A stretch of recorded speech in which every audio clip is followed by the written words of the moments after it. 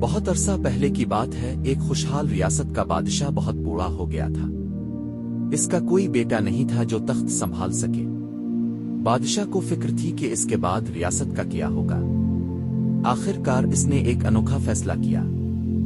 اس نے پوری ریاست میں اعلان کروا دیا، اگلے اتوار جو بھی شخص سورج نکلنے سے لے کر غروب آفتاب تک شاہی محل کے سب سے بڑے ہال میں داخل ہوگا، بادشاہ اس سے ایک سوال پوچھے گا۔ جس نے صحیح جواب دیا اسے ریاست کا نیا بادشاہ بنا دیا جائے گا۔ یہ خبر آگ کی طرح پھیل گئی۔ ہر کوئی بادشاہ بننے کے خواب دیکھنے لگا۔ لوگ تیاریوں میں مصروف ہو گئے۔ کوئی اپنی عقل تیز کرنے لگا تو کوئی تاریخ کی کتابیں پڑھنے لگا۔ مقررہ دن کا آغاز۔ اتوار کا دن آیا۔ شاہی محل کا بڑا ہال صبح ہی سے امیدواروں سے بھر گیا۔ غریب کسان سے لے کر بڑے بڑے تاجر اور سپاہی سب وہاں موجود تھے۔ سب بے صبری سے بادشاہ کا انتظار کر رہے تھے۔ دوپہر گزر گئی، سورج ڈھلنے لگا لیکن بادشاہ نہ آیا۔ لوگ تھکنے لگے۔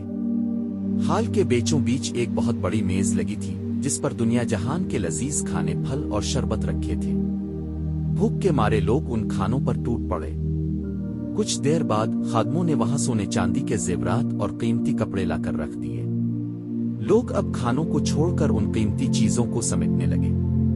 حال میں افراتفری مچ گئی۔ ہر کوئی زیادہ سے زیادہ دولت جمع کرنے کی کوشش کر رہا تھا۔ آخری گھنٹہ اور ایک نوجوان۔ سورج غروب ہونے میں صرف ایک گھنٹہ باقی تھا۔ اسی وقت ایک معمولی لباس پہنا ہوا نوجوان حال میں داخل ہوا۔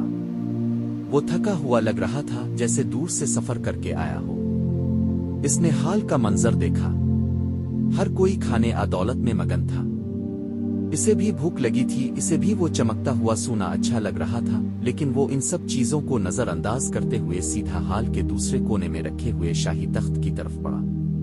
وہ تخت کے پاس جا کر کھڑا ہو گیا اور خاموشی سے سورج غروب ہونے کا انتظار کرنے لگا۔